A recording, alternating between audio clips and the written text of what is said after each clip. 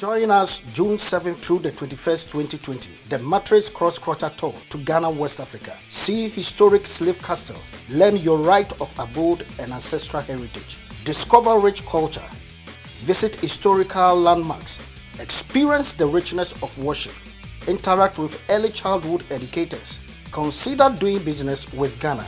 Collaborate with musicians, entertainers, literary and visual artists. MATRiX Cross-Culture Tour, Ghana 2020.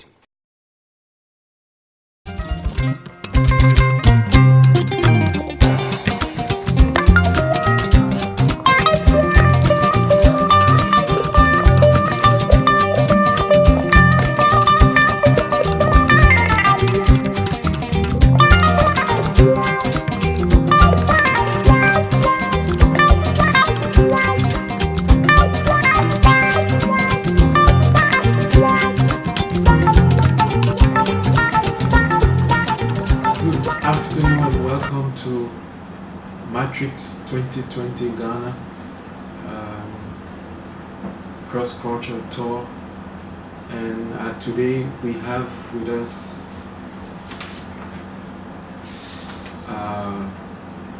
an entrepreneur who happens to be Rahman Abubakar Sano. He's with Dominion Production House and they are into video and photography. Welcome, Rahman. It's a pleasure having you. Thank you very much. Well, we see that Africa has gone through stages of development and progress, and as such, one of the things that has happened lately is for Africans to involve those who are of African American descent in the diaspora to come back home and contribute to the rebuilding of Africa. As such, we've organized the tour, and you have been into photography and videography for a while. Can you tell us a bit of yourself and your work as a professional photographer? So, rightly as you said, my name is Rahman Abubakar Sano. I'm with Dominion Production House. I'm an editor and I shoot video as well. I do graphic design over there. I graduated from KNUST. Yes. So that's Rahman for you. Okay. Are you married? Yeah, I'm married. Oh, okay. That's wonderful. But Rahman, what led to the choice of your career? You know, I started as a graphic designer. In fact, I did visual art back in SHS. Okay. So after completing, one man took me on. We were working on projects. A couple of times he would give me a camera to go and take pictures so that we usually do our designing. That is where I developed the passion for photography. So lately, I see photography has taken a turn in Africa, especially Ghana.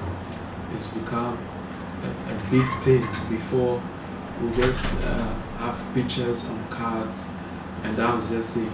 But now it's become a big thing. And even looking at the cost in procuring the service of a photographer tells you that a lot goes into it. Now there's a whole lot of things. How do you see the photography in Ghana? You know, I'll pick on the cost aspect that you said. I mean, the equipment, as you see, they are very, very expensive. That makes it a big So, thing. yes, it is not like the cost of procuring a photographer, but the equipment themselves are expensive. And another thing too is, I mean, that is our creative ability. And I would say for creativity, you can't put a price on it. But then, as it is, I mean, you have to work and people has to pay.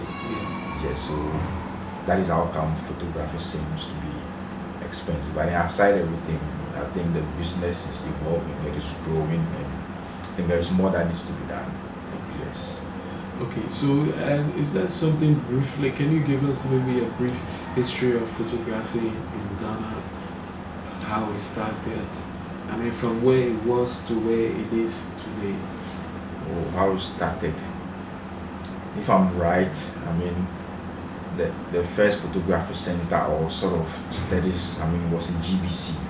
That's the in Ghana Accra. Broadcasting Yes, Corporation. Ghana Broadcasting Corporation, set up by Dr. Kwame Nkrumah. And what I was told is, I mean, they had Germans there who were training the Ghanaians, I mean, how to handle camera, photography, editing, and the rest. So, I mean, that is where photography started from. And thank God you've also taken over photography, and you're also taking it somewhere. Yes. Okay, so when you look at what it was before, where it wasn't an African thing owned by Africans or Ghanaians, so to speak, and where it has gone today, what would your comments be like? Where it has been, I would say I met some part of the analog system. Yes, so I mean, And now it's more digital. Yes, I met some part of the analog system where you have the VHS tapes and there is that you record, and you have the film, the 35mm, the 15mm films. I mean, those analog cameras, one that when you shoot, you can preview. I mean, when you go back and the pictures are bad, it is between you and your God. But then I think those days, I mean, the kind of photography they were doing, I love them and I appreciate them, because if you look at even black and white pictures, black and white footages, I mean, they look timeless. Yes, and I mean, where it was before, it is not everybody who can do it, because you have to know the right kind of settings that you use so that the pictures or your video will not be overexposed or underexposed, but then you get the right amount of exposure to work. Unlike today, I mean, if you shoot, you can just look at it. If it is not good for you, you change your settings and then you shoot. So basically, it's come to make the work easier and is it more beautiful? But what do we consider the durability as compared the two? We were just saying the black and white. I still recall I have some pictures that were taken while a child at birth. Those pictures are still there, and you just said they are timeless. But when you put the two together, I think there are seasons. There are times and seasons. Yes, and so everyone is unique in its own yes, season. so Okay, but we look forward to celebrating a decade of return of Africans in the diaspora. As a matter of fact, in 2000, a law was enacted in Ghana where those of African American descent who, during the era of the slave trade, majority of those who left the African continent left via the shores of Ghana.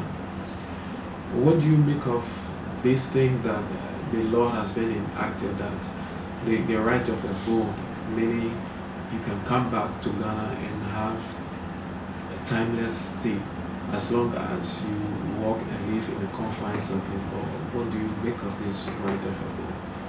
yeah, I think it's nice. I mean, it's good.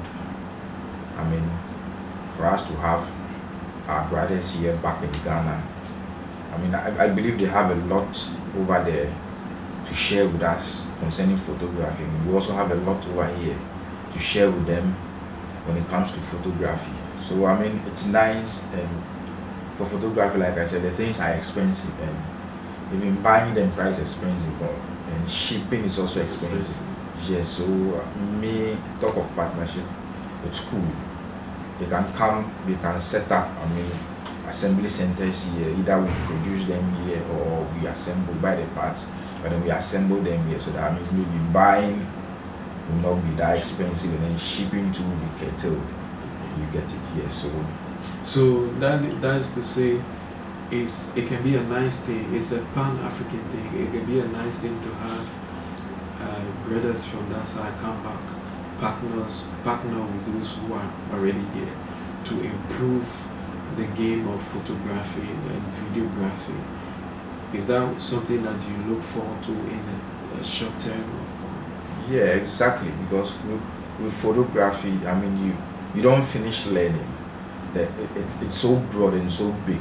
So I mean, when there is knowledge sharing, partnership, I think photography in Ghana will move forward. It is moving already, but when we have people from other parts of the world, because over here we don't experience snow, so you've never shot in the snow scene before, but then somebody out there who has shot in the snow scene can tell you more about the kind of settings to use, what to expect there is. So partnership is fine, collaboration is fine. And then also, do you anticipate, because the partnership comes along with a whole lot, do you anticipate a cultural exchange as well? Because with every locality, every geographic locality has its own culture, a way of life, the way we practice. Do you think it's an easy thing merging the two cultures, the culture of the diaspora people and the Ghanaian culture as it relates to photography? Do you think it's something you look forward to in the partnership in as well? Oh yeah. So the snow scene described this kind of culture, because here we don't experience it here. Yes, and they have winter, summer. You understand? So the weather there is different. Hardly do we have both weathers here. So partnership collaboration will be perfect. To be nice. Okay, so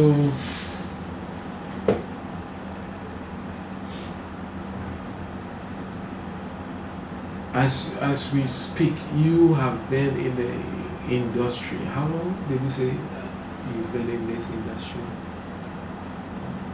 Photography. Within 10 years. Within 10 years, well, that's a long time, and it gives a lot of experience of photography. But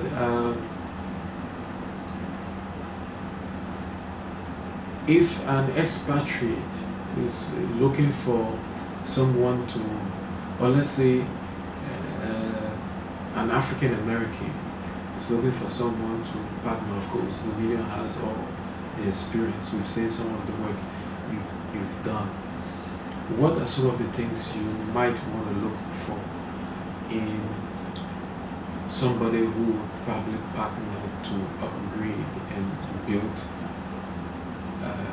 a decent scene and a new culture? Because by all means, the blending will bring a new culture of photography. What will you look for? What will be your anticipation? I'm looking for something new. A new Something challenge. new. Yes. An adventure. Something new. Okay, so what message will you send out to those wanting to get involved from the diaspora in photography in Africa? What has been your challenges? What are the opportunities? What message can you send out there? Well, on top of challenges, like I said, the cost of procuring a camera, it's a challenge. Yes. So if we have people coming back here, if they can set up a center where we can build cameras here, or we can even assemble them so that at least everybody can have a camera, it will be nice. So what opportunities do you look forward to? So I'm looking forward to partner anyone who is ready to partner me. I'm open and I want to learn more about photography, and I'm sure I've got things to share. So I believe in knowledge sharing. So in addition to you as well, can you just speak for the entire photography professionals in Ghana? Because we're hopeful and confident that there might be open doors, but there are a lot of young people who are emerging into the photography industry. So what encouragement will you also have for those people, young people, both here in Ghana and in the diaspora? Maybe there's somebody who might have done photography but is not seeing it as a way forward, as a career path to take by now. What encouragement can you bring to such people to draw them to this noble profession? Photography, there are people who have got cameras, tell you photography, it's a hobby.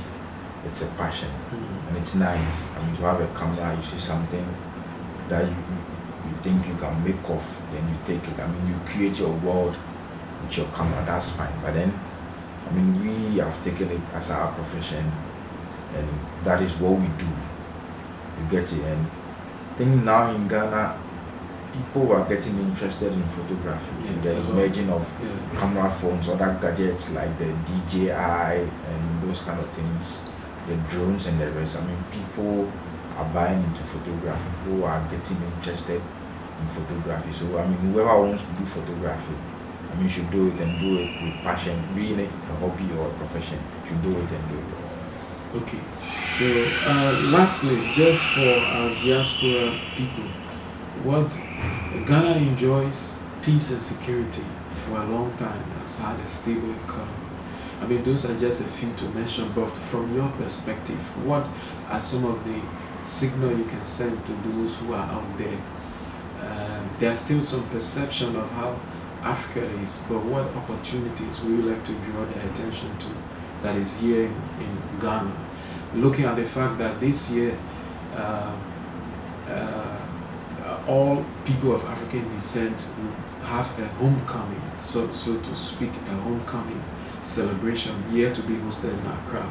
So from all walks of life, those with African descent will be coming back. What would you like to say to them as they are coming? What would you like to speak to them? Okay. They are welcome. You should come and explore Ghana, come and see Ghana, come and see Africa. I mean, we are nice people and we welcome everybody. Yeah. Okay. We look forward to having those nice things, the Willie Falls, have photography of those nice scenes and portraying the beauty of African culture, especially in Ghana, all the tourist sites. And we're hopeful we can have Dominion Photography to be a part of this work. It was nice having you on our camera on the MATRiX cross-cultural tour. Thank you, MATRiX team, for having us. Thank you too. Nice. Join us June 7th through the 21st, 2020, the MATRiX cross-culture tour to Ghana, West Africa. See historic slave castles, learn your right of abode and ancestral heritage, discover rich culture, visit historical landmarks, experience the richness of worship, interact with early childhood educators, consider doing business with Ghana, collaborate with musicians, entertainers, literary and visual artists. MATRiX cross-culture tour, Ghana 2020.